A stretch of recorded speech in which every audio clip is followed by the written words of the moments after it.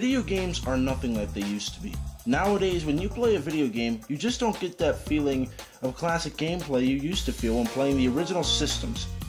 To some people, it's okay, it's new and just different, but to some people, it's just terrible and ruins games originally stood for. You grew up with these things, and it's like you just can't let them go. My personal and all-time favorite classic machine was, and will always be, the Sony PlayStation. Watch out, Xbox and PS3 systems, because you're about to get your asses whooped, because this is 3 Guy Films' Top 15 PlayStation 1 Video Game Classics.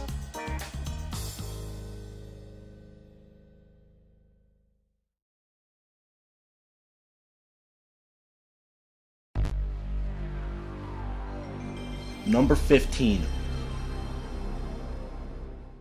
Armored Core was an intense robot action fighting game that I played frequently from time to time. Its plot explains that the game takes place in the distant future and a war by the name of the Great Destruction occurs during its time.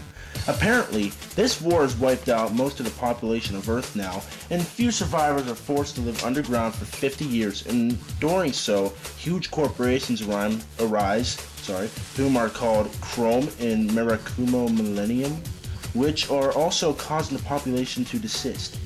You play as a survivor who pilots an armored core battle robot to defeat the corporations destroying society. When I was a kid, I cared nothing about the plot.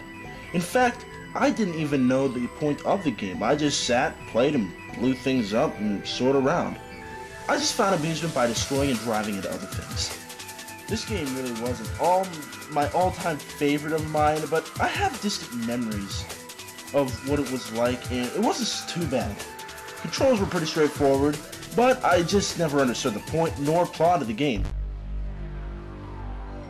Number 14. Now, this game was to play on a rainy day. It's so straightforward and so competitive that I think anyone would play it if they had a chance. There's really no plot to the game. All you know is that there's one brave frog just going from one side of the screen to another to attempt in rescuing his children from the other side of the river, whom they somehow got over. But as the level progresses, it's just got more and more frustrating. I remember just sitting for hours on end just trying so hard to get past certain levels, and I just couldn't do it. On occasion, I saw other adults playing this game as well, and it's just crazy how this game attracted so many people when it's just so simple. I guess it's just the connection it had with the frog on the original Atari system. True PS1 classic forever. Number 13. To tell you the truth, I never owned this game. My uncle was the one who had this game. This is the most intense and funny as hell football game I've ever played. Look at this! How can't you like this? It's like the NFL pros decided to do steroids for the fun of it at the last minute for an exciting twist. Just like any other sport game out there, it was just a simple football game, but a very attractive football game. I have never really been into sports game like some of my friends were, but this was something I loved to play. Look how funny this is when anybody gets tackled in this game.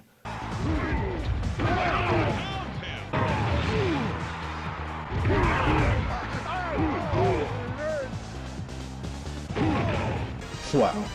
Just wow. Look at that fiery anger. Look at it! Oh, well, let's stop the fiery anger and move on to the next game, which is number 12. Need for Speed High Stakes. Oh boy. What could I say about this racing game? Well, for starters, it's racing and, well, high stakes. This game was really just the same as its predecessor, NFS 3 Hot Pursuit.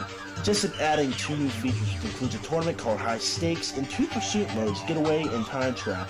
And there's also just a classic mode where you can race against other opponents on a track filled with police cars. This was also the first game to introduce car damage for a more realistic feel, so you can imagine how hard it could get after a while, and when evading the police.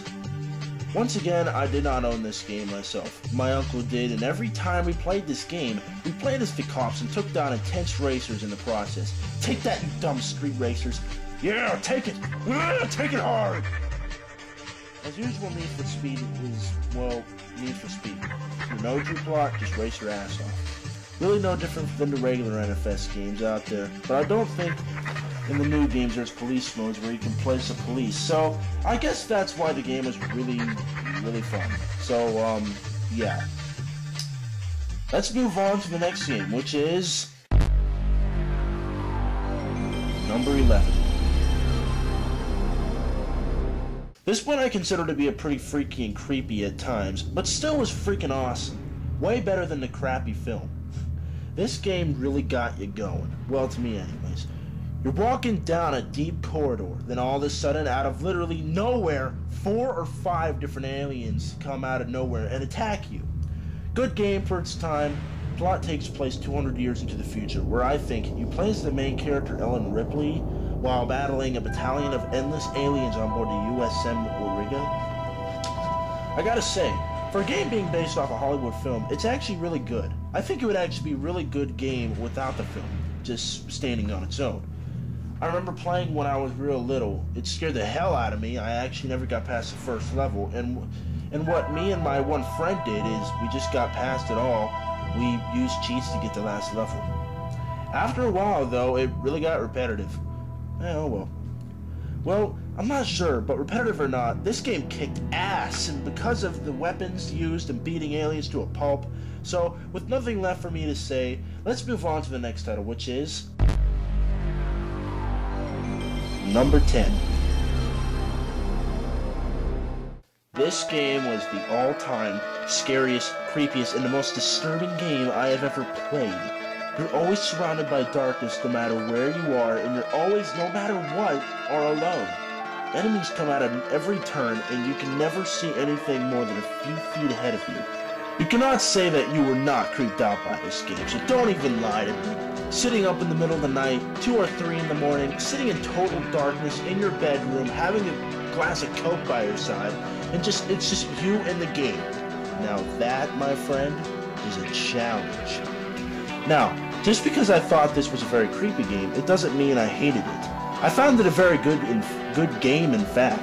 It was challenging, it was hard. I always, no matter what, got stuck at this one part where you have to find 3 keys to unlock a door to attempt to find your daughter in, I think, an abandoned elementary school, if I'm not mistaken. Even if I did get past the locked door, I probably would have quit.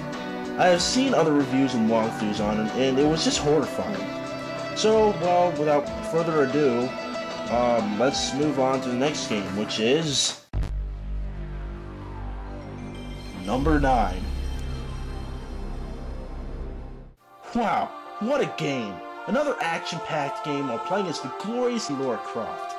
I never really paid any attention to the plot at all to this game. Another treasure hunter unraveling a deep secret, I guess. Seems like it anyways, kind of like Uncharted, except it's a girl this time. It was my friend this time who had this game, not myself. And now I wish I did own this game because, well, it's pretty good. Speaking of which, I could just buy it off of PSN pretty easy enough. Simply straightforward, just solve puzzles and continue on paths to the end of the missions. Very easy to get used to, just be careful and shoot down enemies around every turn. Hard at first, but you get used to it.